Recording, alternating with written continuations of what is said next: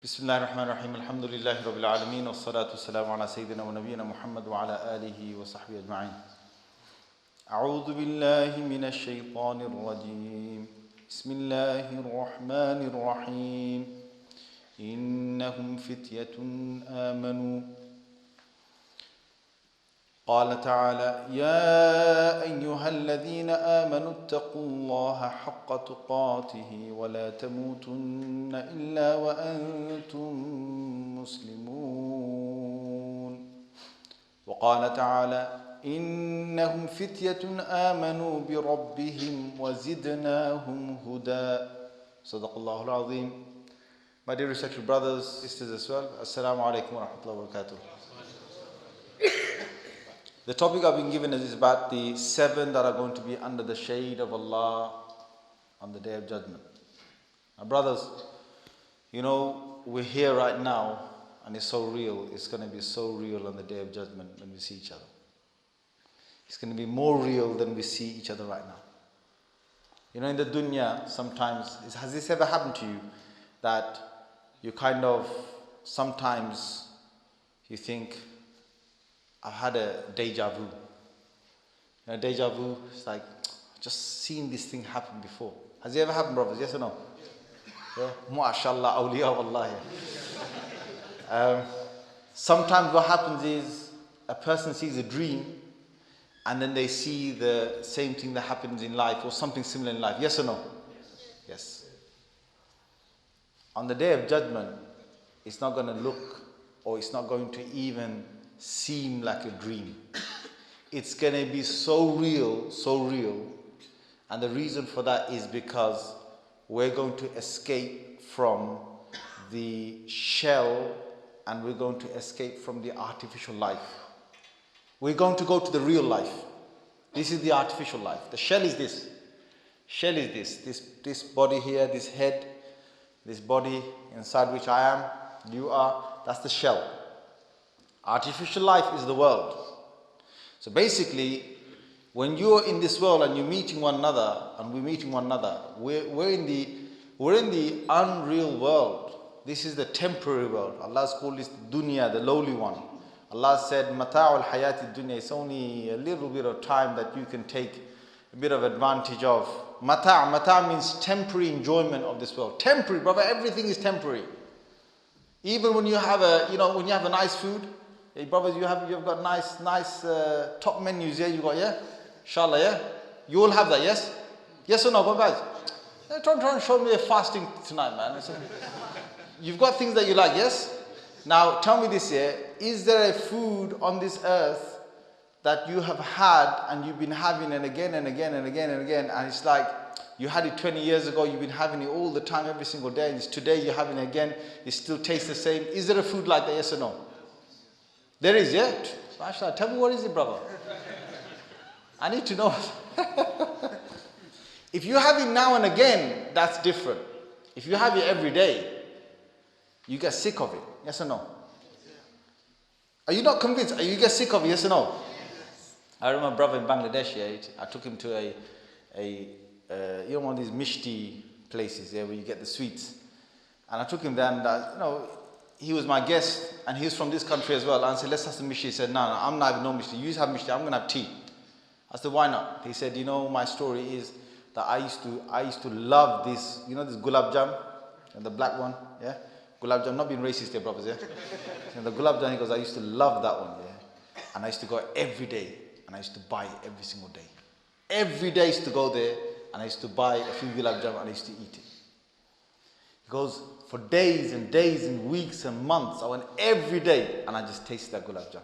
One day I came in there and I tasted it, and he said for some reason it just didn't taste right. Because from that day on I've been off mitai and mishti. Has it ever happened to you that you've tasted something and you've just been put off of it? Yes or no?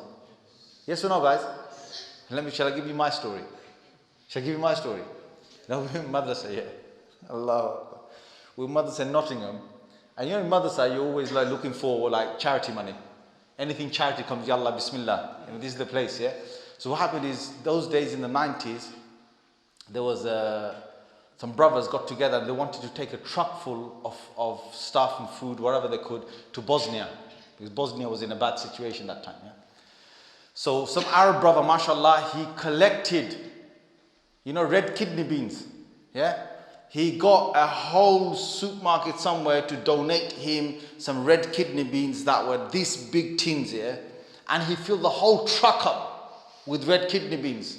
And he's going to go to Bosnia and he's going to distribute it there, mashallah, alhamdulillah. The brother got inside, he went all the way to the borders, yeah?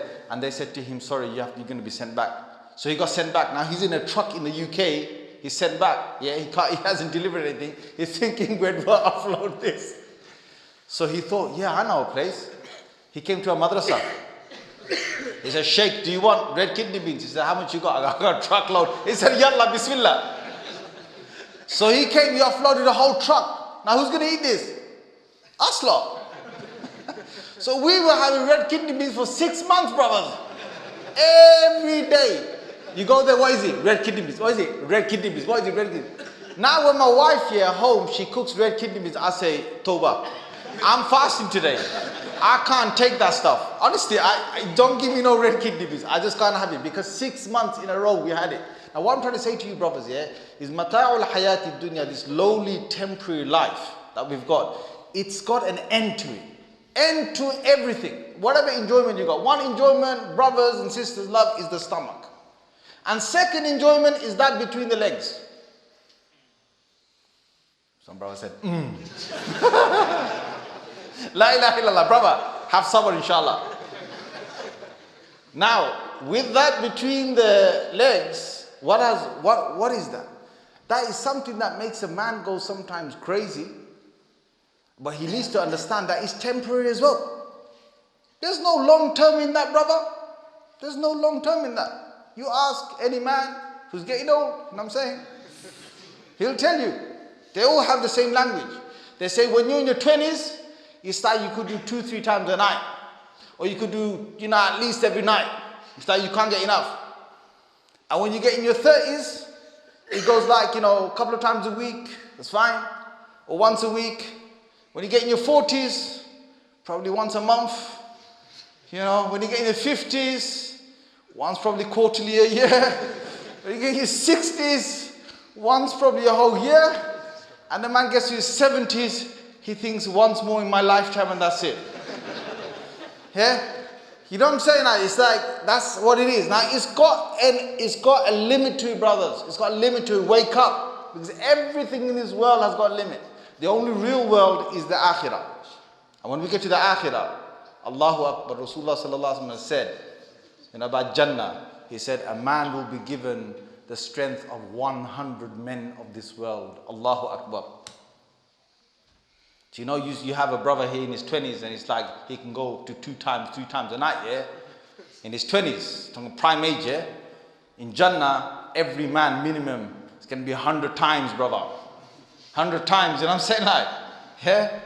Now the thing is, in relation to that, the topic I've been given, sab'a, the seven categories of people that are going to be under the arsh of Allah Azza wa Jal.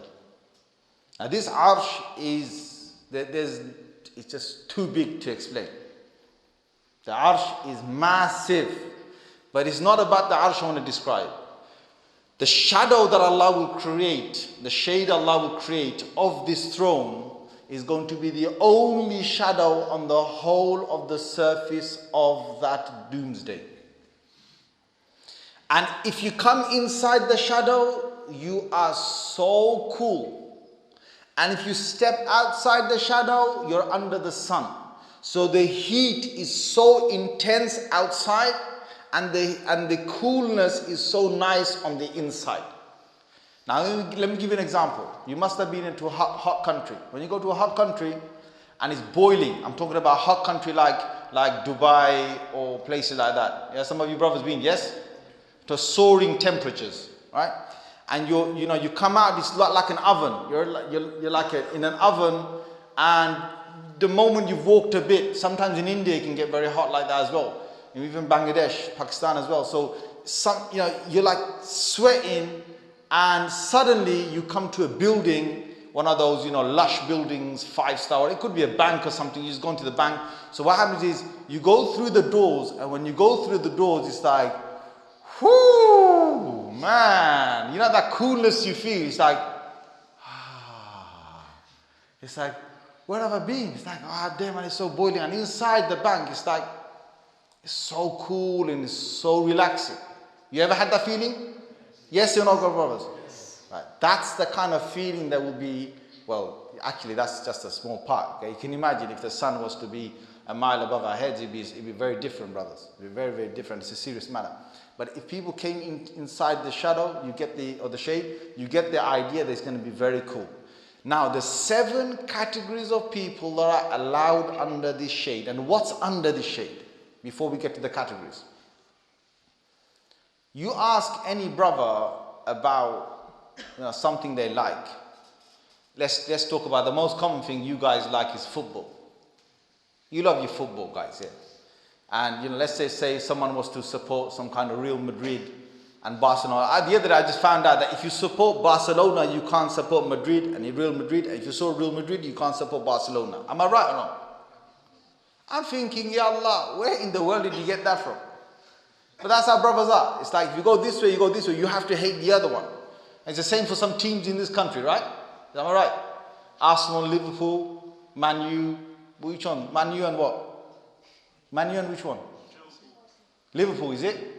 Some brothers don't want to speak. It's like, you're in the masjid, Shaykh, come on, let us off, man. So what I'm trying to say is that I don't understand where they get that from, but what I want to say to you is this. That you've got to understand that people love these people, they follow them, and they want to be with them.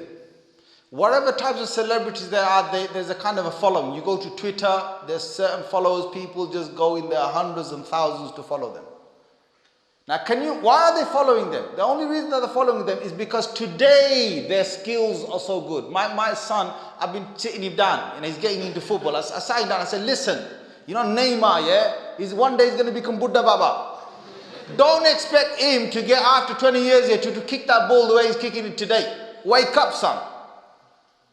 The thing is, you're going to lose your whole mind in one player, one celebrity, because what? The celebrity is singing so nice. The vocal cords are going to be gone by the time the 60s and 70s. In the ages of 60s and 70s, vocal cords are gone.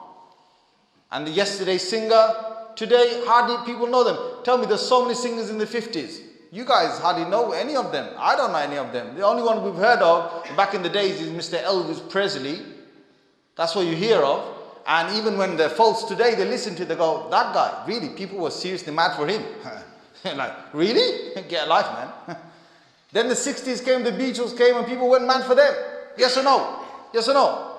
And there's people still alive that were mad for the Beatles. And today, you ask the general youth who are into music today, Beatles? What Beatles? Nah, that was just a crave of the 60s. They're not into that. The songs of the 70s, 80s, people are not into that. But then you drive down somewhere down the streets and you see some poster, you'll say, back to the 90s. Back to the 90s. Yeah? Now the 90s thing is becoming old now. La ilaha illallah. Yesterday it was new and upgoing, everyone wanted to know about it, and now it's old. Now it's the zeros, and now you've got new ones that come out. The thing is, brothers, it's all temporary and it's all going to come to an end. What I want to say to you is, there are certain celebrities Allah has created that when they were alive, they were the best on the earth. And when they died, even the soil does not rot away their bodies. Even the soil respects them. Now that's what I call respect, brother. That's what I call what? No, respect, brother. I know how you youngsters say it, respect. Now imagine, all these celebrities going to die. Every celebrity goes into the grave. And what happens to them? Their bodies start rotting away. Within 3 minutes of you not breathing, your brain's dead. Within a few more minutes, there's gases that are coming. And then within a few hours, you got your own maggots in your own stomach that are going to eat you alive. Or eat you dead, rather. And you're finished. You're finished your history. And they've got to put you quickly into the grave. And once they put into the grave, it just takes, because the grave it takes 8 times more slower than if you were to be on the earth to actually decompose. So it's a slow process, but you're gone. Except who? Except the ones Allah loves. And who are the number one people Allah loves, that even after the death, the soil and the maggots and the worms and the creatures and everything else deep down in the soil will show them respect and will not even take away a single hair from their head. Allahu Akbar.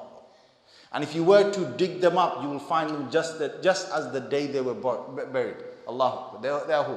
Anbiya alayhim salatu wasalam. Allah has made it haram for the prophets for their bodies to decompose. And not only that, the shuhada,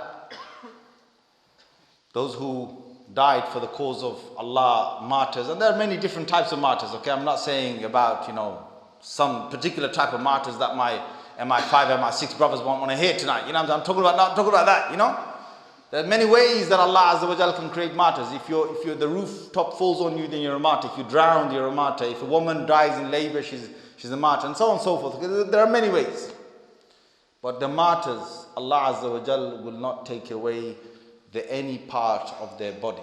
Now when they come up on the Day of Judgment, they had respect when they were alive, they had respect when they were in the graves, and when they come on the Day of Judgment, brothers, this is the big thing I want to say to you, and sisters who are listening.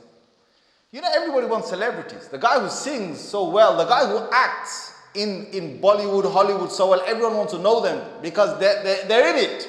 The guy who's got the fashion, they want to know them. The guy who's got the money to flash around, they want to know them. On the Day of Judgment, Allahu Akbar, on the Day of Judgment, nobody wants to know any football player. Nobody wants to know any singer. Nobody wants to know any celebrity. Why? Because the celebrity, the singer, the footballer, the one who was any type of celebrity, the fashion model, whatever she was, all of them together combined, including yourself, including myself, all of us, we've got no clothes. We've got no shoes. And we have come up with the greatest fear in our bodies to do with ourselves. What's going to happen to me? What's going to happen to me? What's going to happen to me? And Rasulullah sallallahu alaihi wasallam told us the first to be clothed on the Day of Judgment is going to be Ibrahim alayhi salatu wasalam. First to be clothed is going to be Ibrahim alayhi salatu wasalam. And when he gets clothed, then it's going to be prophet after prophet after prophet. The prophets get clothed first. La ilaha illallah. They're the only clothed people on the whole of the Day of Judgment. Who doesn't want to know them, man? Not only that, they're the people that people know that this is the only way we can get salvation on this day. So people want to go and find the prophets because there's no way anybody's going to get any salvation today. It's like today, if somebody has a problem, they go and see someone high up. So the same way on the Day of Judgment, people will want to know the prophets. Not only that, the prophets are the first to have a meal on the Day of Judgment under the arsh. With the people with them. Whoever's with them. They'll be the first. And not only that, the prophets are the ones that have got the only drink on the Day of Judgment. Today, people, on a hot day, the hot day, all these shopkeepers, they stock all their drinks. They stock them, and sometimes they can't keep them cold because they're selling so fast. True or not? Yeah? On the Day of Judgment, you want a drink, there's only one drink. One drink. And that drink is going to be under the arsh. And that drink's name is going to be Kawthar. The drink's color is going to be whiter than milk. The drink's taste is going to be sweeter than honey. The drink itself is such. Like people these days, they go crazy for certain drinks. The latest one the youngsters are all into is the Boost or the Red Bull. Have some Red Bull, brother. Red Bull. What's good about Red Bull? It keeps me awake, brother. Keeps me awake, brother. Guy's going for Red Bull. It keeps him awake. Bro, you need to go to sleep. Seriously, you see these guys, yeah? They're like trying to stay awake all night, yeah? Because they want to drive all night, or they want to play games all night on their PS4s or PS3s or whatever, and then Red Bull, yeah? Bro, you can't cheat your body with sleep. I'm just telling you that now. If you need 7 hours of sleep, your body will get the 7 hours by the end of it. Yes or no, brothers? Come on. You can cheat it for days and weeks, but eventually you're going to sleep like no other sleep. You get me? It's gonna hammer you down. And what's the point of you killing yourself in the daytime when people are around for you to see, and you've just killed yourself up with some Red Bull that night? My point is, on the day of judgment, there's one drink everybody wants, and that's Kawthar, because whosoever takes a sip of that, you will never get thirsty ever again in your entire life. Ever. And who's got that? The prophets have got that. Alayhim salatu salam. So the only drink is there, the celebrities are there, the best people are there, and we've got to target ourselves to get inside there. La ilaha illallah. Can you imagine what it's going to be on the day of judgment? People are going to be like swarm of bees around the arsh to try and get inside there. But you're not allowed unless you're of these 7 categories that Allah's Messenger has mentioned. So what's that? Rasulullah sallallahu alayhi wa sallam has said in a hadith reported by Abu Hurairah radiallahu anhu, سبعة يظلهم يوم القيامة سبعة يظلهم يوم لا ظل إلا ظل. 7 categories of people Allah will shade on the day of judgment. On that day there is no other shade except for that shade. 7 categories. What's the first one? Imamun adil. You're in a position of authority, of leadership, and you show justice. Any position of leadership and you show justice. Now this could be from the highest of a president, prime minister, king, queen. It could be a person as an MP because he's in leadership. It could be of his constituency. It could be someone who is a local leader. It could be a mayor. It could go down into a local person in any institution who's a leader. It could be anyone in an organization that's a leader. Anyone who in any capacity is a leader. So bring it right down to the smallest ones. Even right down to the masjid committee. To the masjid committee. In that committee, there's some leaders, yeah? And whoever you are, look guys, I hope this is not last time I'm speaking here, yeah? You know what I'm saying? Like, whichever leaders there are, in whichever mosque they are, if they show justice, then you have guaranteed your place on the day of judgment with the prophets. Allahu Akbar. Alayhimus salatu wassalam. You just need to be just. Now, why did Allah create this one category? You know why? When you're in power, there is going to be politics. Or as the Bengalis say, politics. There's going to be politics. Or as the Arabs say, yeah, politics.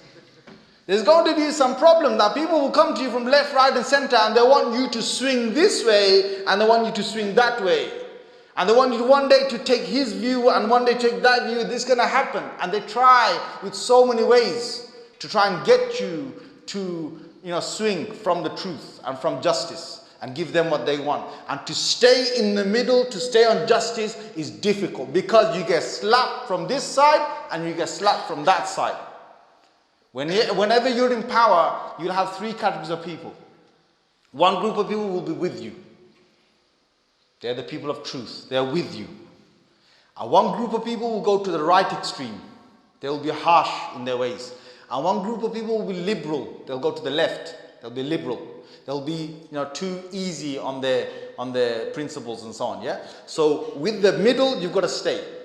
And what will happen is these people on the right will say you're doing wrong, and these people on the left will say you're doing wrong, and you've got to stay in the middle. To stay in the middle, you take abuse from this side, you take abuse from that side. But you stay in the middle for whose sake?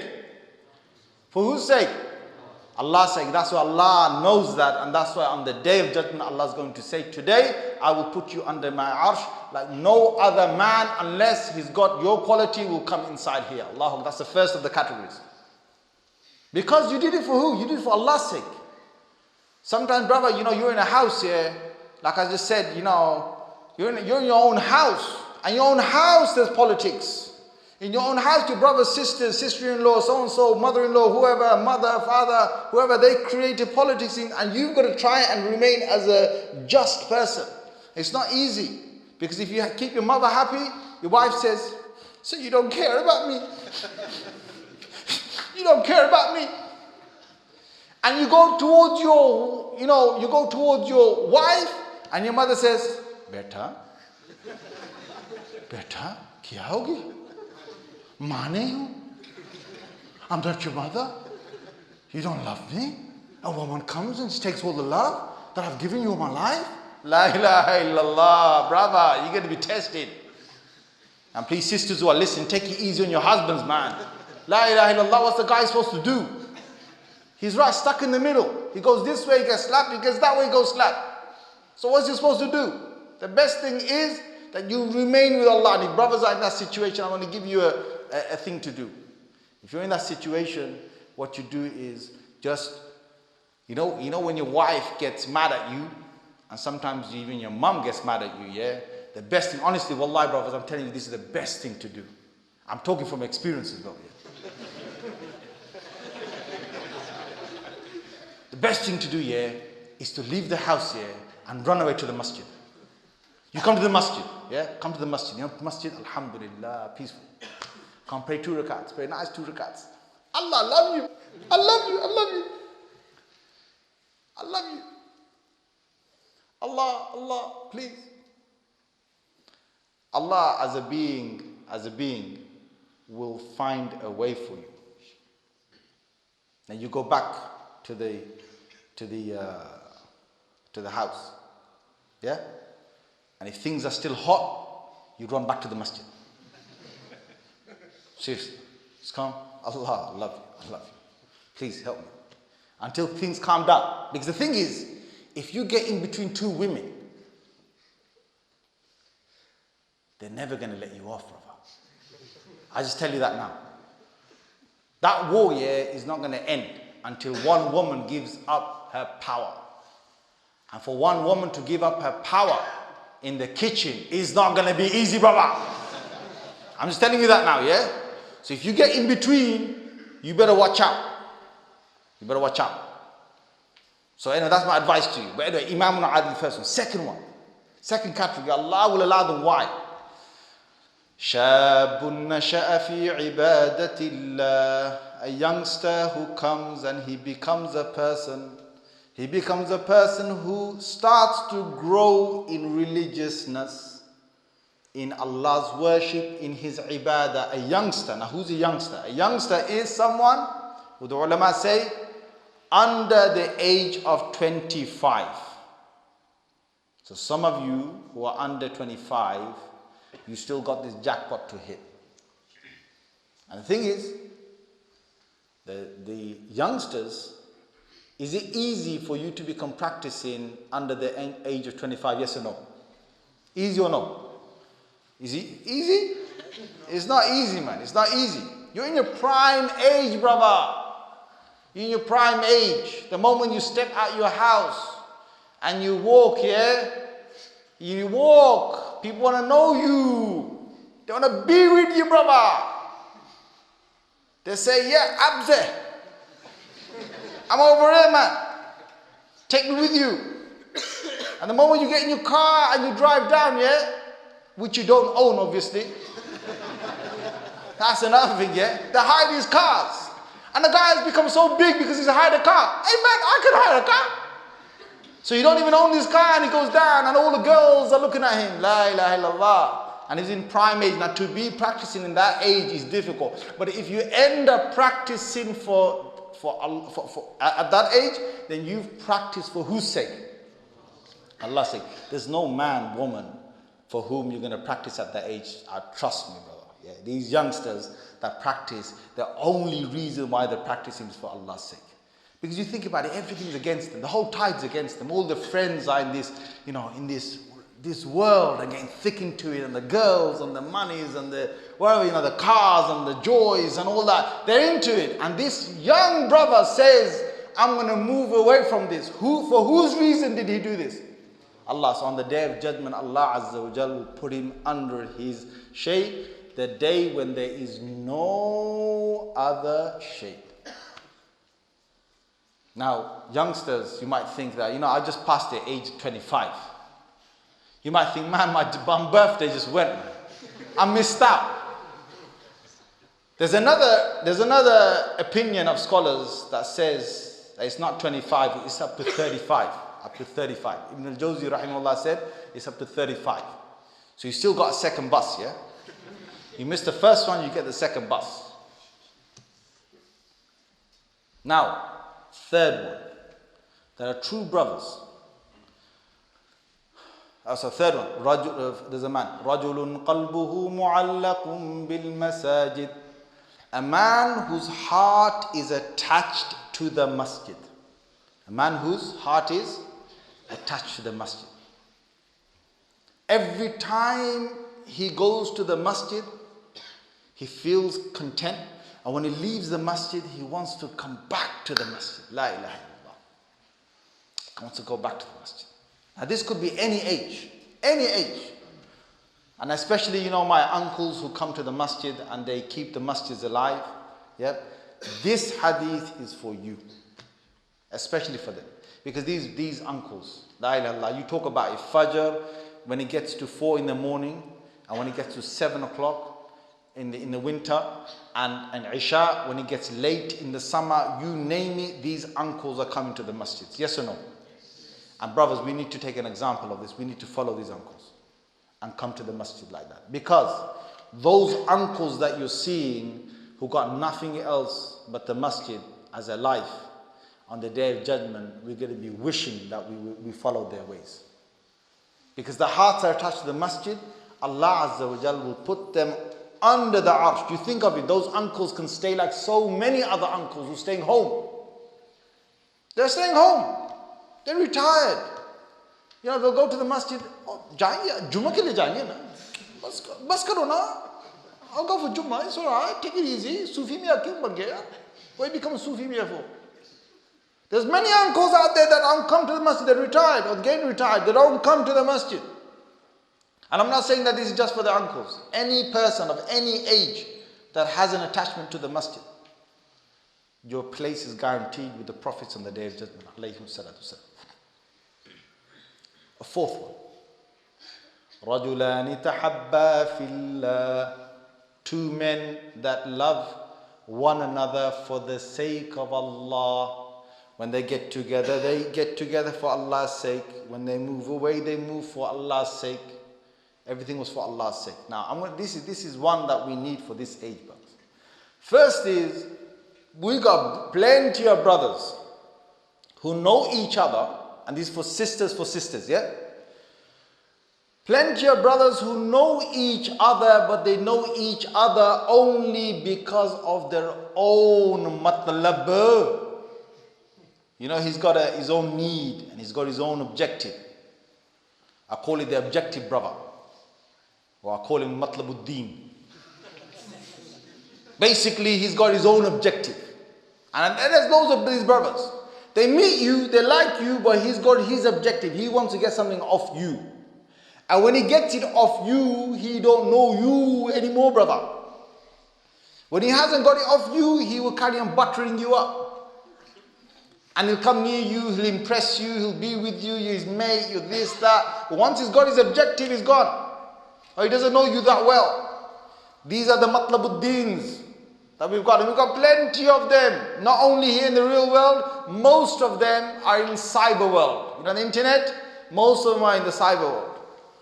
They follow you, they like you, they tweet you, they this, they that. Yeah, they're only there for one reason or another.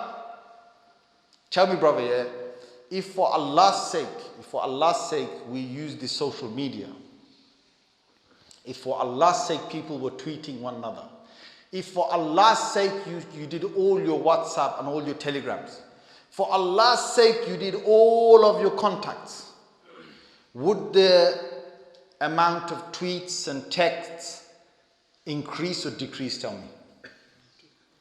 Would they increase or decrease? If everybody did it for Allah's sake, I'm only going to contact him for Allah's sake, would they increase or would they decrease? Decrease. Would they decrease a bit of decrease or would it be a big decrease? A big one, brother. Yes, that's what I'm talking about. Because most people out there who are even contacting each other for the sake of whatever is for different reasons. You've got to understand that to contact someone, you can contact. There's nothing wrong. You contact someone and you've got an intention, something inside. That's fine. But please don't forget, if you can make it for Allah's sake that you contact this person, and Allah's sake you then, finish off meeting this person, and you do that with different people, and your whole thing becomes that I'm meeting these brothers for Allah's sake. You know what? La ilaha illallah, your akhlaq will change. Your character will change. And your character will be like, you know the way I treat this brother, I'm going to treat that brother. And the way I meet this brother, I'm going to meet that brother. And the way I meet this brother, I'm going to meet this brother. Yes or no? Because for whose sake are you meeting? And your character is going to be the same for this brother, for that one, for that one, for this one. It's not going to be like, I meet someone and say, yeah, Assalamu alaikum, yeah, okay. And then you go away and your friend says, do you know who that was? Well, him there.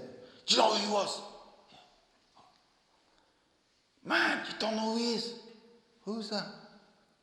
He's big, man. Who is he? He knows a football player. Or he knows, he's the one who, if you know, man, that guy can sort you out, The guy's loaded, man. The guy's loaded. What happens then? The guy comes back again, sees him, brother, Assalamu alaikum. Assalamu alaikum. Yeah. My name's Mustafa. My name's Mustafa. When he finishes, don't forget, my name's Mustafa.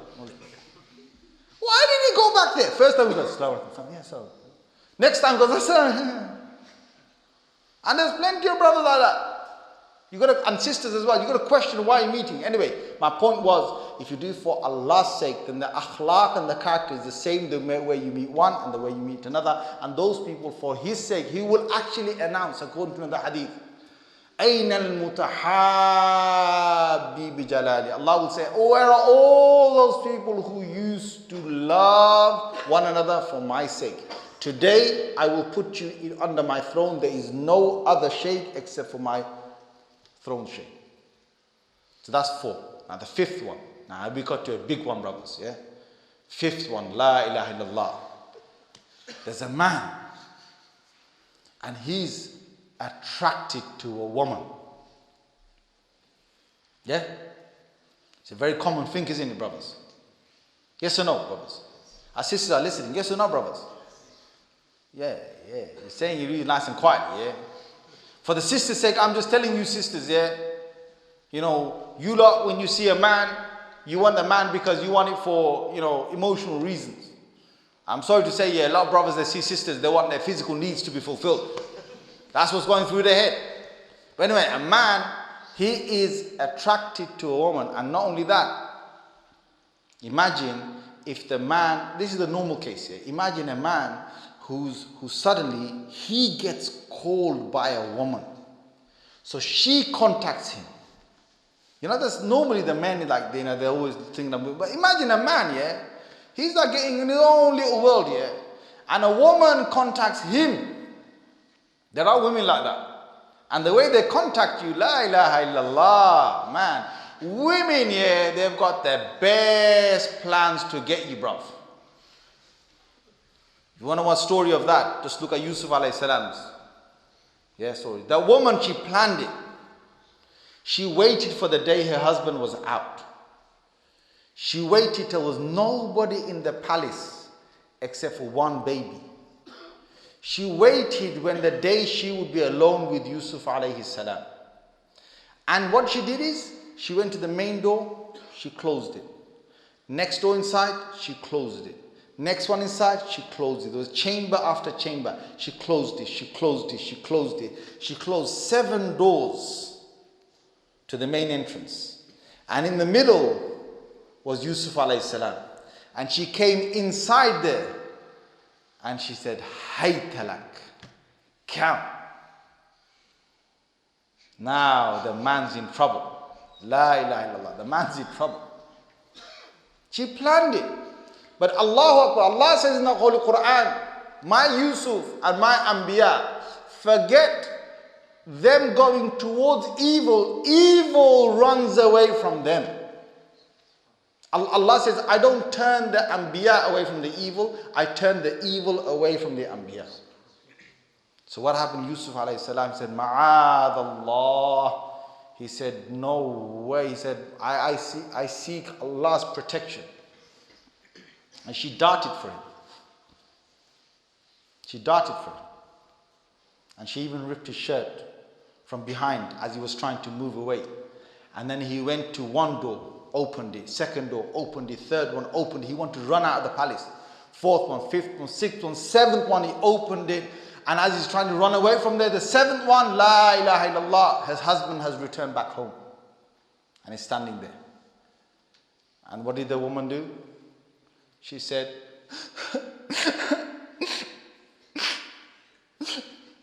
a boy like that, abusing your wife, put him in jail or punish him.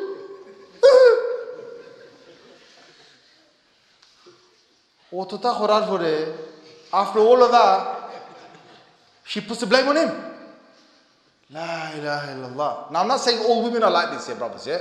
I'm not saying some women are mashallah, they're very good, yeah? But when a woman wants to get you, yeah, she's gonna plan it. She's gonna watch you, she's gonna watch your moves. She's gonna want you, she's gonna say, yeah, that guy in the university, I need to know. And she'll follow you, brother, she will follow you. She'll be, you know, we have MI5s in the world and we have MI wives in the world. You know what I'm saying, brothers? She will target you, brother. She'll know what bus route you take. She'll know where you get off. She'll know how you come to the college or university. She'll know who your friends are. She'll watch you from a distance. She'll pen it all down, brother. She's got you properly targeted. Then she'll see your quiet moments. She'll see your busy moments. And she'll know when the moment is to go up to you and like just to... and you're like, what's this? Like, sorry, bro, sorry, bro. And she just drop a note in front of you. She just drop it. You're like, oh, you forgot this, yeah? You forgot this, sister. No, brother, I think it's yours, brother. I think it's yours, brother. And he opens it. This is my name. This is my number. This is my email. This is my Facebook. This is who I am. And I love you. They'll target you how they want. But Rasulullah sallallahu alaihi wasallam said, Dhatu mansabin wa jamal. Imagine a woman of status and of beauty. But imagine what Rasulullah sallallahu alaihi wasallam said. Imagine a woman comes and she's targeting you and she is of beauty. Now that's a test, brother. And she's of status. She's not a lowly woman. And she targets you. And if she targets you, La ilaha illallah, you are going to be wrapped around the shaitan within minutes if you don't pull out. And it's very difficult. It's like a current of water that pulls you. Once you're in that, you know, you got a woman who is beautiful, who wants you. Now, I'm not saying, brothers, that this is the only case here. What I'm trying to say to you is that you could be in a relationship right now. You could have a girlfriend right now. And for sisters that are listening, you could have a boyfriend right now. But listen to what happens if you pull away from them. I'm going to give you a story. The story is of my ustad, Maulana Fadl Rahim. May Allah give him a good, long life, say Ameen.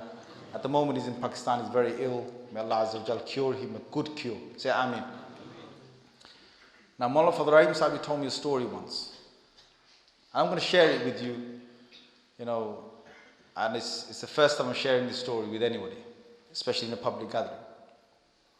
He said to me, he said, when he was young, he was very handsome. You know, some brothers, mashallah, Allah has given you some good face, mashallah, yeah? Mashallah, yeah? Just don't get arrogant, brother, yeah? Don't like, you know, look down on others. So he said that he was very handsome when he was young. And when he came to his village, he used to spend a few days, whatever, with his family, and then he would be back off to Deoband, to his madrasa in Deoband. So it was one of his years, he came from Deoband, from the madrasa, and he came all the way down to his house. And you know, it's a normal, families are there, everything and so on. Now this woman targeted him. And when a woman targets you, brother, she will find the right moment. Even brothers target. You know, brothers target a woman, sometimes they be stupid. They don't know, they muck it all up. They kind of give it away and they lie. And they try to do all these stupid things and, you know, trying to impress them. You know, brothers, sometimes they lose it, yeah? But when a sister targets a brother, she is dead up. Am I wife? Am I fine? Anyway, so what happened is, Maulana Fadl himself said he came home and there was a woman in the village who was also very beautiful. And she found the moment when Mullah Fadl himself, he's still a student, he's in his young days, he's just come home from madrasa. And this woman suddenly came to his house, crept to his house, came inside the door, in the room where he was, and she had a necklace in her hand. And this necklace was a precious necklace of different stones. And she presented it to Mullah Fadl Rahim. And she said to him, take this, but allow me and you for one night. Just take this. Now he's alone. He's so handsome. She's beautiful as well. She's pretty. And she's been targeting him for a long time. And she found this opportunity and she put it in front of him. And Mullah Fadl himself said, he said, I just turned to the woman and I said, do you not fear Allah? Do you not fear Allah? Allah is watching us at this moment right now. You have no fear of Allah. You have no shame that you've come with a necklace that you probably don't even own. And you're trying to give it to me for something that is haram. Have fear in Allah. And he just gave her a few minutes of wa'az and nasiha and gave her some good advice. And then she cried. And with that she left with her necklace. He said to me, he said, Hasan, he said, that night I saw the Messenger of Allah sallallahu alaihi wasallam in my dream. That night he saw the Messenger, the first time in his life. He said, that night is the first night I saw the Messenger of Allah sallallahu alaihi wasallam in my dream. Allahu Akbar. My brother, you don't understand what Allah will give you when you break that relationship for Allah's sake. My sister, you won't know. Because on the day of judgment, in front of everyone, for whose sake did you break it? Tell me. For Allah's sake. Mullah Fadl Sahib, he could have done what he wanted, but for Allah's sake, he just told her to have fear of Allah and go. On the day of judgment, Allah will take such an individual and Allah will put them under His arsh. Imagine in front of all the boys, all those that are be in hip hop, I don't know, come, this way, man, this way. You got this way, you got this, brother. This way. They can't even say this way, this way. Hey, I think, yeah, man, you're getting this, bro. And they call you towards the way you move away from that. Allah will put you under His arsh on the day of judgment with the Anbiya to drink Kawthar, inshaAllah. And if a sister does the same for her, there are two more categories left and I'm done. Another one is to give sadaqah. A man who, or the same as a woman, give sadaqah and you give it that your right hand gives it, your left hand doesn't even know. What does that mean? That doesn't mean that when you give sadaqah every time you hide your left hand, brother. Some guys. It doesn't mean that. What it means is that you give it secretly that nobody else knows except for you and Allah. If you can do that, that's very good. And if you carry on doing that, then inshallah, you've guaranteed yourself on the day of judgment, under the arsh. Now let's quickly go through the categories. What's number one? A just rule, and not the ruler, just say any person leadership who's doing justice. Okay? Anyone leadership doing justice. What's the second one? You're losing, huh? A young person who starts to get into the worship of Allah Azza wa Jal. Number 3. A heart that is attached to the masjid. Right? So if you're not in a leadership one, you're young. And if you're not young, then you can have your heart attached to masjid any age. And if not that, any ages, 2 men that meet for the sake of Allah, same as 2 sisters, meet for the sake of Allah and they move away for the sake of Allah, your meeting is for the sake of Allah. Number 5 is what? Somebody of beauty and good status, they call you towards the wrong thing and you say what? The hadith says, you say, ittaqillah, you say fear Allah. So you move away from that. That's 5. So maybe you're that. And if you think that, I'm not of any of these, man, I'm too ugly for that, man. No woman gonna call me, brother. I just about found a wife, what I'm saying? Like, even then, just about, go ahead to accept me. If you are, brother, doesn't matter. Yeah, there's plenty of brothers like that. Don't worry about it. You do the number 6, which is you give sadaqah in a secret way. And if you think, you know what, man, I ain't got the beauty, I ain't got the looks, and I ain't even got any money, brother. I'm bust, man. I'm gonna get on I basically no leadership. And the second one is I wasn't practicing when I was young. Next one is masjid, heart attached. I go when I can, brother. Next one, me, bro, for sake of Allah, I can do, but I've got some anger, man. I want to slap the brother when he like, I can't stand it, man. And the fifth one is, no one's going to call me because, I look in the mirror and I get scared myself, Yeah? And number 6, I ain't got no money. So what do I do? So if you like that, like me, if you like that, then you do the 7th one. And the 7th one is the most beautiful one. The most beautiful. That's anyone, any age can do that. What's that? رَجُلٌ ذَكَرَ اللَّهَ خَالِيًا فَفَاضَتْ عَيْنَاهُ. A man who remembers, or a woman who remembers Allah in secrecy, and eyes will shed tears. That's all you need to do. Now in secrecy. Secrecy is what? Secrecy is, come on man, move away from everybody else. There's some brothers, they get emotional. And when they get emotional, they don't want to hide it. They're in Taraweeh and the guy, and by the time he says, and the guy next to me, you want tissue, brother? Yes, please, tissue. What's wrong with you, man? You're supposed to hide it. The Imam Ghazali said a wonderful thing, rahimahullah. He said that if you feel emotional, like you want to cry out of the, you just want to cry, whether it's tilawah of the Quran, whether it's dhikr, whatever, you feel like crying, and you're in front of people, he said, judge yourself. Would I really cry if the people were not here? Or would I not really get emotional? Or would I not? What would I do? If you feel like, whether people are here or they're not here, I would still have to cry. I would have to do it. There's no way I can control this. And there's no difference between people here and not here. Then Imam Ghazali said, you've got permission to cry. But he said, if people are in front of you and you say to yourself, would I cry if people were not here? And you think maybe not. He said, hold it back. Don't get emotional. Even in dua, others are around, If you think that it's not the same, just hold it back. Or at least cover your face. Cover it. Hide it. Because you don't want to drop into riyah. The moment you drop into ostentation, you've lost. La ilaha illallah. If you remember Allah in secrecy, and this is the last thing I'm going to ask you to do, please. My Shaykh said a wonderful thing. He said, if you gather the 7 oceans of the world, imagine you took the Pacific Ocean, you took the Atlantic Ocean, you took all the 7 oceans and the seas of the whole world, and you tried to extinguish the fire of Jahannam with it, you would not be able to extinguish it. But with one drop, because of the fear of Allah, you can extinguish the whole fire of Jahannam.